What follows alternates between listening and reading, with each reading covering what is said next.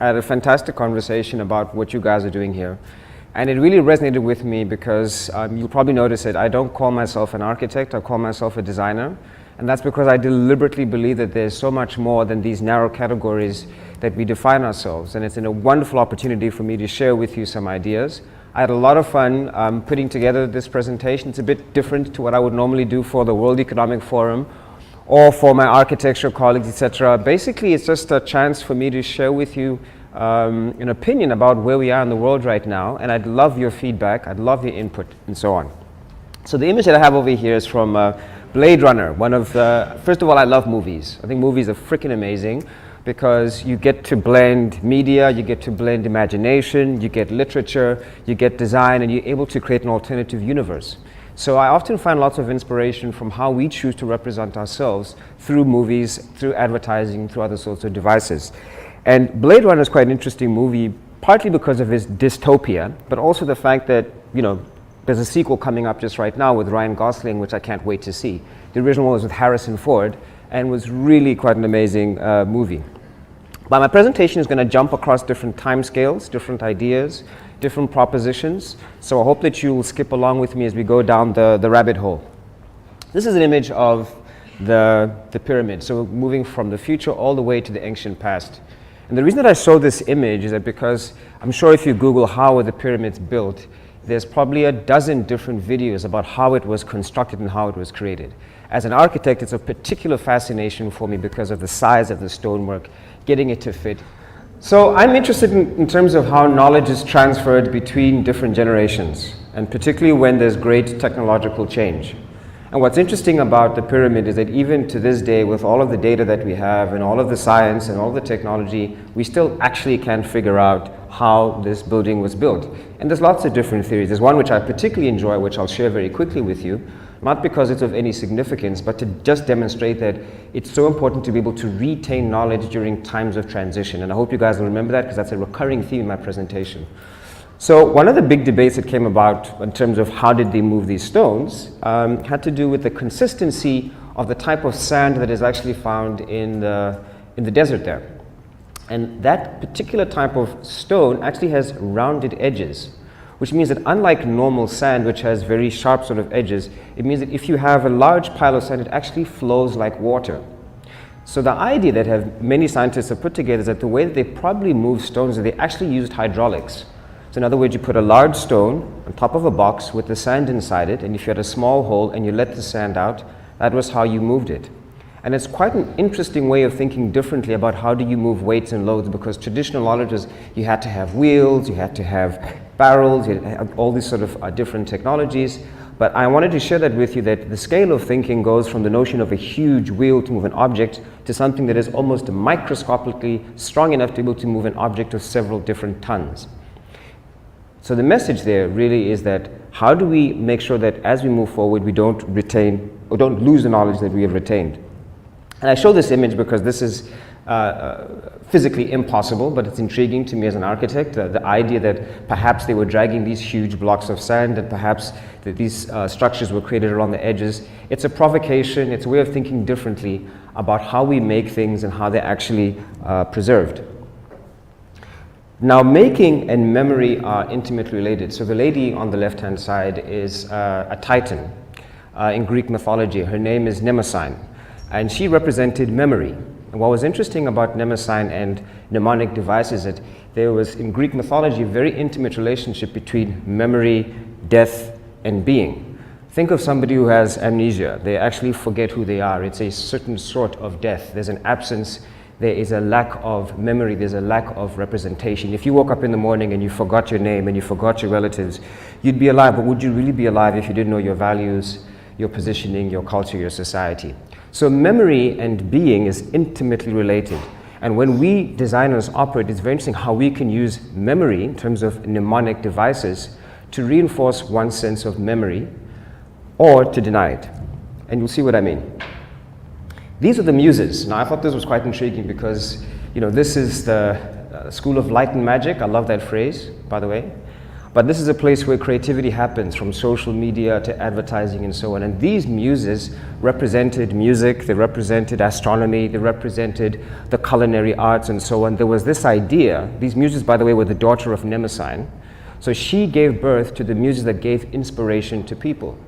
So there's an interesting relationship between creativity being born out of memory and memory being the source of knowing who you are. It's a very abstract idea, but the point is that one cannot be creative if one does not have memory and a sense of being and a sense of place. So the Greek were quite intentional that Mnemosyne is the mother of creativity. And of course, muse is where I'm sure we know the phrase, where we get inspired, where we find guidance, where we find knowledge. And all of you probably find inspiration in different ways. I don't know what your muses might be, but we all call into something within ourselves. We seek to remember during that creative act in order to produce something new. Whether you're drawing, sketching, or interacting with something, you're always comparing it to something else. And this is a project which shows the power of a mnemonic device. So this is a project in Norway, and it's actually a bicycle lane intervention. And the use of the repetitive image of the people actually picks up with LED lights and so on. And what's nice about it is now you have a mnemonic device which is about memory, but the multiple image is now having an implication for how you design something as ordinary as a bicycle lane. And in architecture, this is a mausoleum. And what's interesting is that a mausoleum is obviously connected with death, but if you look at the repetitive windows, the repetitive box, there's this notion that the architectural form is a series of shapes that reproduce itself, and in so doing becomes an act of repetition. If you think of how you learn as a child, when you're doing your letters, it's all about repetition. Mnemosyne, repeat, repeat, repeat, repeat, repeat. And what's interesting about repetition is when you break the repetition. And this is a different version. I also think of, this is a Kanye West video, and I find it quite intriguing because in some ways it's also the act of Mnemosyne yet again, because you have the ballet dancers moving in a circle, all dressed similarly. They might as well be the muses themselves. And you could actually argue that maybe Kanye is actually Mnemosyne watching over his children performing and repeating the act. But what's also interesting beyond the form of it is that music itself has forms of repetition. So for example, if you listen to a song, the chorus gives you the repetition. The verse which goes between the chorus is actually where there's a bit of delight, you get a bit of insecurity, you hear the chorus, you remember, the song becomes familiar to you. So our brains are geared to oscillating between that which is familiar and that which is unfamiliar and finding patterns. It's how we remember. I don't know if you know the song, Ring Around a Posy, a Pocket Full of Posy, at you, I all fall down, right? The origin of that song was actually related to health because people fell down because of the bubonic plague. So one of the ways that people were able to teach their children to remember to stay healthy and so on is that they would sing the song to their children, achoo, I all fall down. Why? Because it's much easier to tell children to be safer through a song and they'll remember health advice than actually giving them more traditional forms of knowledge. So there's a communication strategy there about how do you disseminate knowledge and disseminate ideas to diverse audiences in multiple different ways. And I just love this image because I think it represents that balance, if you will. I mean, the way that she's poised there, this harmony in the song, you have the different notes around her, but her movement is also broken. So that oscillation that I mentioned between that which is irregular versus that which is regular is what actually makes aesthetics, I argue, very, very powerful. And we'll get into that discussion. But why am I talking about remembering? I'm talking about remembering because whether it's an individual or whether it's a company that's maybe going through a transition, or people who are married, or somebody who's been abused, or a country that's going through political change, trauma forces you to ask, what do I need to remember and what do I need to forget? Those of you who've been in an accident, I'm sure, if you try and people ask you what actually happened, many people say they don't actually remember. Reason being that your brain actually takes away the certain memories that are not helpful for you to heal, but it forces you to remember that which you can take forward.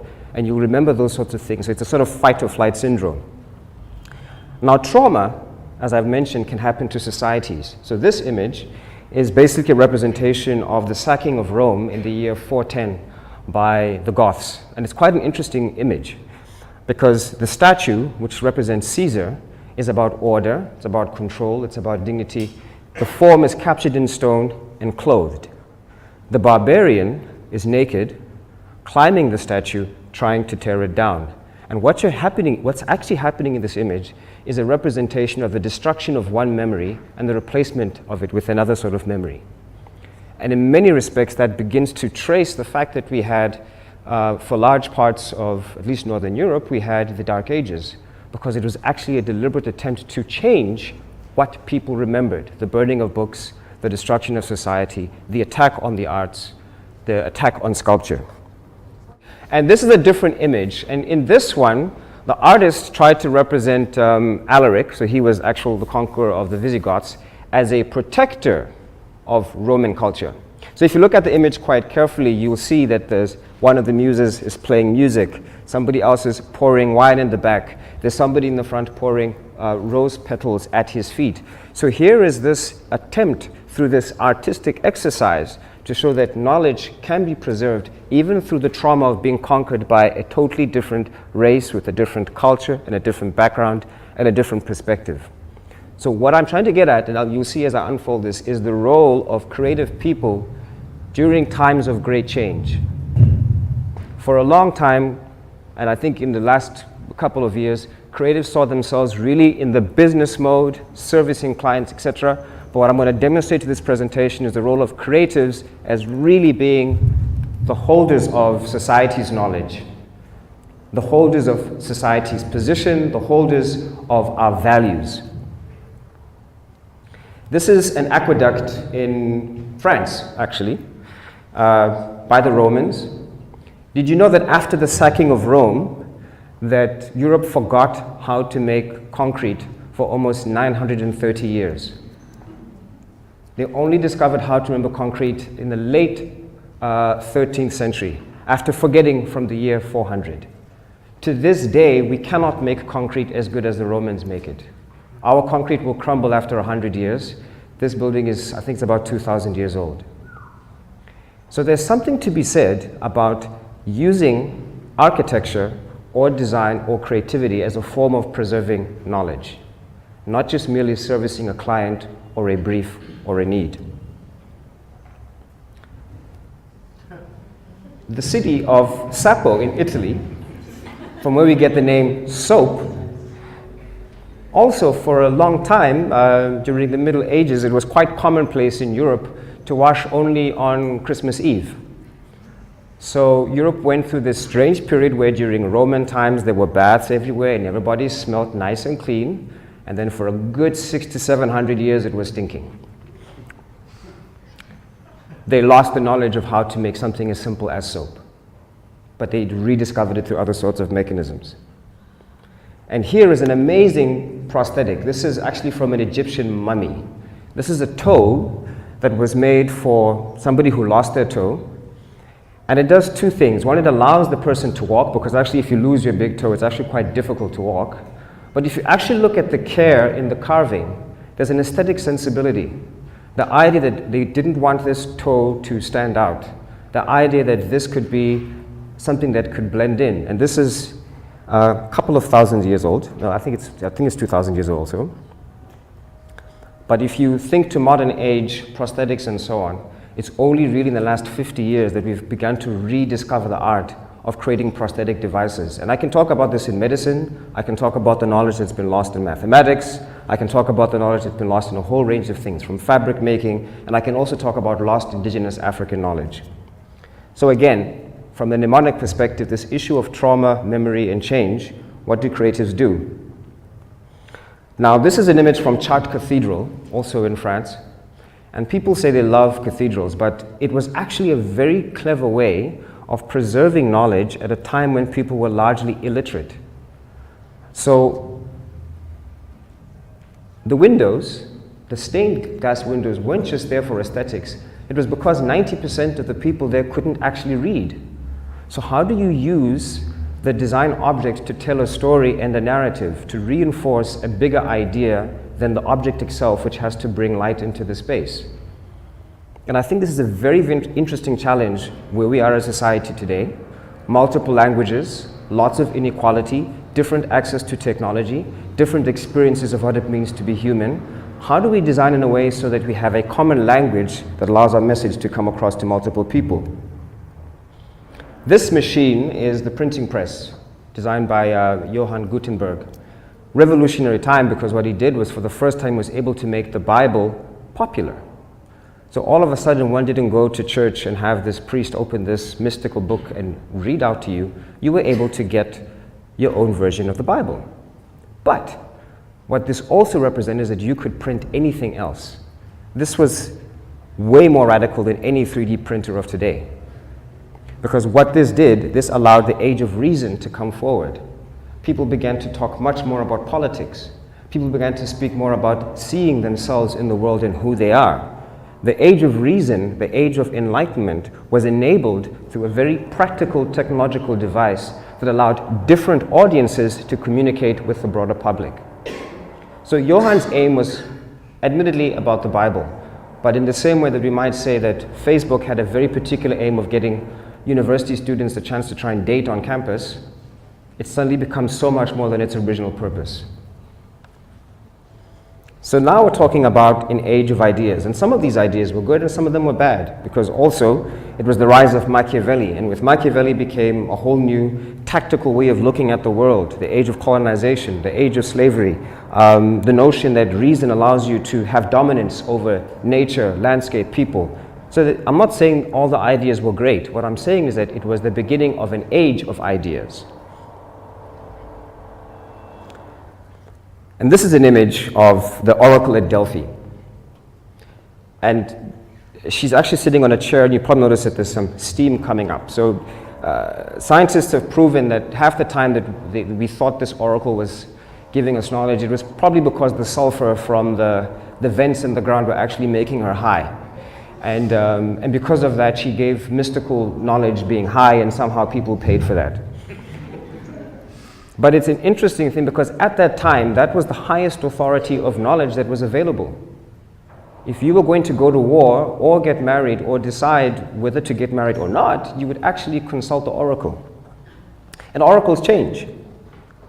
When I was young, this was the Oracle, the Encyclopedia Britannica. My father bought a set. And every time it was summer vacation, I would sit down and spend 3 or 4 weeks trying to go through number 7, number 8, number 9, number 10. And for a long time, we really believed if there was anything to be known in the world, it was inside here. Inside 13 or 14 books. But the Oracle has changed. Today, this is the Oracle. And there's no way you can cram the information in Google into 13 books. But what has happened, though, through that trauma, through that change between the one form of a very pedantic linear knowledge to this one which is very polyvalent, which is very complex, which has no boundaries, which is all over the place, is that truth is now under question. And with truth being under question, the role of the designer in that context becomes even more complex. This is an image of Twitter. When Nelson Mandela was about to be pronounced as dying, CNN and all the traditional news avenues had no clue. I found out on Twitter, literally within 3 minutes, what was happening. I was following people and saying they parked outside the house. They said people are moving in, there's an ambulance in this. So all of a sudden, the territory of knowledge, which would have been through a traditional news network, has been thrown out the window, totally disrupted by organic knowledge that is brought in by different people. Now you could argue, how do I know that what's on Twitter is true because it's not really moderated? Who's the authority? Who provides clarity? I'm not so sure that we're going to be in a world where authority is going to be the defining act of how we make decisions. I think we have multiple authorities now. We have multiple agencies and multiple complexities. Now, what do we do in the context of this multiplicity? This is a sabot, from where we get the word sabotage. And essentially, it comes from, I think it's French or Belgian, when workers saw the first machines that could help do laundry. And they were threatened by the machine because they saw the machine was taking their job away. So they took off the sabot and threw it into the machine, hence sabotage. So what do we do when we're confronted with new forms of technology? new forms of production, do we throw a shoe at the machine? How do we engage with it? Do we make the machine better, or do we critique the machine? The word robota, or robot in English, actually comes from Czech. It actually means slave. And it's quite interesting if you look at our science fiction movies, how we are terrified of what will happen when our slaves fight back. We are obsessed with this notion of machines that begin to fight for their own rights, that begin to articulate their own needs and desires.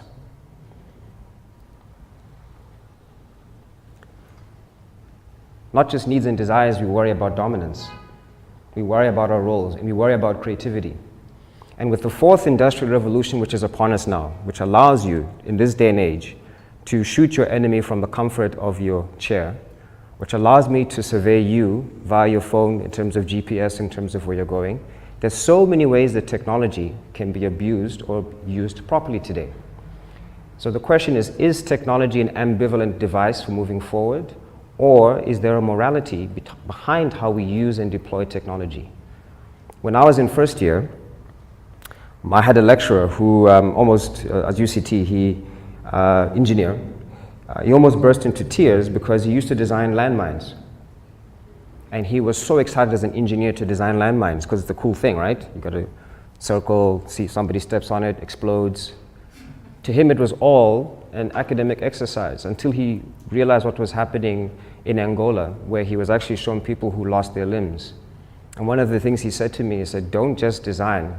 You have to design with an attitude and with a meaning and a purpose, or you will create things that are going to hurt people. So machines can be benevolent. I mean, I showed the Terminator before. They can be useful. They can be helpful. And technology is not something to be scared of. This might be out of your generation. This dude's my hero, okay? Captain Kirk, Star Trek, rocks, 1960s. The cell phone, 30 years ahead of its time. Also in the George Jetsons cartoon. So that's also why I like watching science fiction and cartoons. They actually predict where things are going. And now it's a ubiquitous device that almost everybody has. Cell phone penetration in South Africa, I think it's 1.4 phones per person. We have more cell phones than people in this country. So what does this fourth industrial revolution actually mean? Maybe it's important to just cover what these steps are. So the first one is mechanization. We spoke about it, the sabot, the printing press, those original devices that we spoke of. Before that, there was even more hydraulics, the making of pyramids. Then mass production electricity, infrastructure, sewage, all of the big infrastructure that makes our cities work. The third revolution, electronic ID systems, automation, the beginning of data, and the fourth, which is where we are right now. But the fourth is not just about drones. It's not just about biological technologies. It's not just about amazing prosthesis or heart surgery. The fourth revolution is actually a social revolution. And that's why I want to relate back to this issue of technology. The social revolution that we have before us is that many things are going to die within the next 5 to 10 years of you. Big businesses already dying. Uber has already shown us the death of typical taxi systems. Macron in France has shown us the death of traditional political party systems. Trump himself has also shown the death of the traditional Republican Party.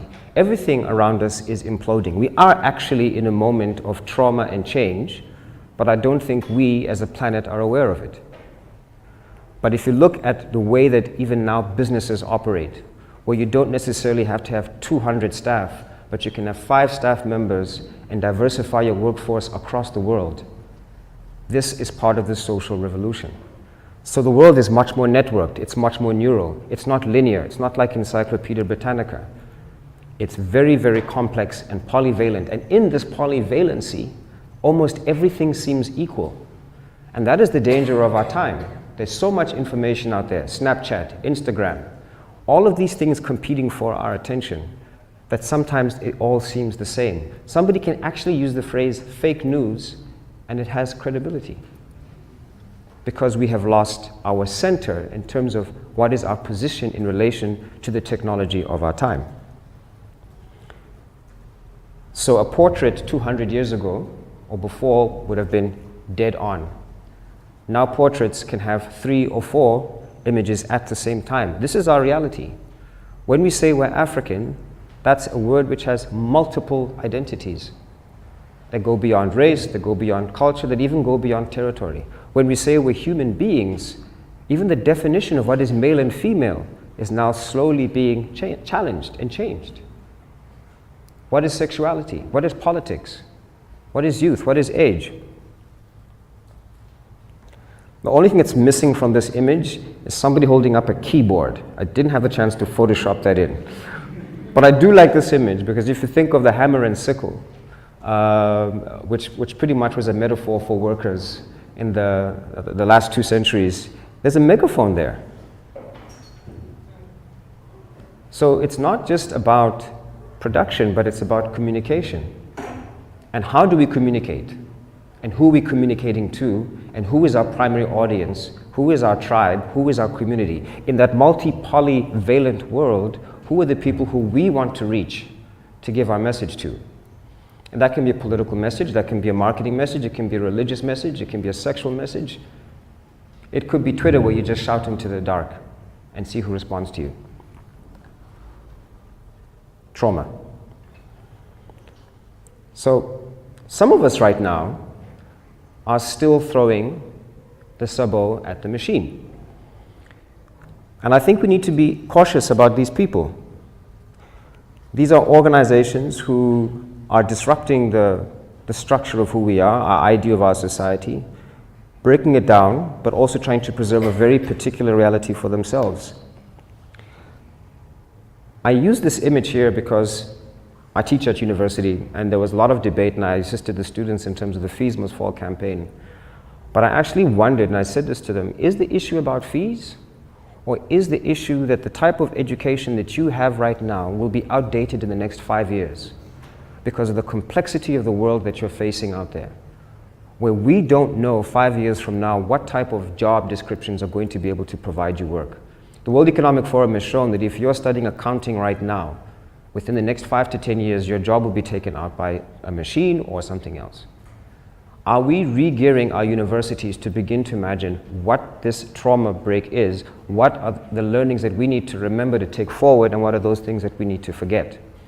And that's why I'm here, because I love creatives, because all the data shows that creatives are the future. The ability to connect across different dots, the ability to sit outside of your silos and to produce new knowledge. Because if there's one thing that computers can't do, computers cannot produce serendipity. Computers are very uncomfortable with failure. Computers are unable to innovate, but they're able to iterate. Human beings innovate. So, as designers in the school and in this space, when you think of the knowledge that you're being given by your lecturers or your clients or your briefs, etc., you are in a very unique time and space to be ahead of the curve in terms of what you learn, in terms of what you want to learn, in terms of what you give the world. Then again, there's some of us who are still throwing shoes at the machine. The people who are taking advantage of this multi-polyvalent world, navigating it to find their own channel, to their own tribe, their own audience, and actually finding power. The people who will rail against fact and truth because they know if they shout it's fake, fake, fake, fake enough times, repetition, Mnemosyne, remember, the average person will believe the mnemonic act and begin to doubt that which is true. So we have people who say that climate change is not changing, that things are business as usual. There are also some people who believe that the world is flat and that the sun revolves around the earth. Imagine being Copernicus and doing that very dangerous drawing where you begin to communicate that actually the sun is the center of the solar system. It was both a scientific act, but it was also a creative act. It was also a political act. It was also an act of preserving knowledge. He gave his life up for truth. I'm not saying you guys have to give up your life for design or creativity. But I just want to show you the importance of what you do as creatives. Yes, it's fun and it's amazing and we love doing cool things. But there's a bigger purpose to why we do what we do, because we hold the memories of a society, whether it's in music, literature, architecture, sculpture, graphics. We capture the spirit and the moment of a place. So what happens when the light goes out? You have endarkenment. You have a multi-polyvalent world with lots of information but no meaning. You have a place that's full of distraction but no purpose. You have a place with lots of activity but no action. It's very easy to be busy doing nothing at all. I know that I was a student. I had those moments. So to go back to why I put this image up, you got to watch Bladerunner, first one and the second one, because conceptually it's one of the most interesting movies. You have this dystopian world which is kind of a blend between Jakarta and Tokyo. Hyper technology, robots that could pass off as human, robots that have reached a moment where they believe that they are human and humans are threatened by the power of these robots. You have Harrison Ford, a frail human being, having to engage and take down a super creature, because that's his job description, because these robots sometimes get out of hand. But the metaphor between that is very similar to what I said to you or showed you when I showed you the Visigoths taking down the statue of Caesar. It's a contestation of two knowledge systems. It's a contestation of two opinions. It's a clashing of two worlds. Now, in this space, we're privileged because, to some extent, we're quite homogeneous. But do you know that if you don't have a cell phone today and you don't have data, you are probably as disempowered as Homo sapiens with fire and Cro-Magnon without fire? If you are unable to communicate, to form your networks, to be able to form knowledge, to be able to multiply your effect, you're disenfranchised from the system. So, my last two slides really, and I'm biased because I'm an architect, but my message to you as creatives is that I want you to start embedding in your creativity the means by which you can make statements about what's important to you about design and creativity and so on. What's important to you about society. So whether you're working in graphic design, let me close that. Graphic design, communication, websites, there is a chance now during this very particular time, this transition between the third and the fourth industrial revolution, that you can be part of a voice about what is the power of design, that you're not merely here to serve clients, but you're here to do what the architects, when they did this building, did. They knew when they worked with the stonemasons and the gargoyles that they were going to make something that was going to outlive them. When that person was making that stained glass window, it was a beautiful piece of work, but it was also a form of preserving knowledge for future generations. I don't want this generation to be the generation that forgets how to make concrete. I want you guys to be part of that generation that actually builds on the knowledge that you have, that is savvy enough to sift through all of the noise in social media and to stand apart and to know the difference between fake news and bad news. To be able to take the advantages of the linear Encyclopedia Britannica world and take all of the possibility of the Google world and multiply it and be effective and be kick-ass designers and do really cool stuff. But you can't do that if you don't have a position. And you can't do that if you don't know what to remember. And you can't do that if you don't acknowledge that memory is an important part of the design act and design creativity. So repetition is significant, but I'm also giving you the tools so that you can see now about the power of other forms of design, the impact of repetition and how it's able to change your reality. You have that at your disposal right now. So in closing, this is a phrase which, I love it. It's been used in many different movies and so on. Wonderful poem, but it's like rage, rage against the dying of the light. Now actually it's really about a poet who's on the verge of death, and it was about light in the eyes and keeping until that very last moment the urge and the desire to stay alive. And although it was written in a very human-specific way, the light is also about knowledge, the light is about your creativity, the light is about your values, the light is about you being activists from a creative point of view. Rage against the dying of the light. Let's not forget how to make soap. Let's not forget how to make concrete. Let's build upon our society. Let's do amazing things. And my last slide is just my logo. So I wanted to say thank you for sharing with me this opportunity to give you a bit of philosophy. Do not be afraid of technology. As much as our film writers would like to scare us with robots and machines and aliens, don't throw the shoe at the machine. Don't abuse the power of the multivalent world that is out there. Use it wisely and you can change the world. Thank you.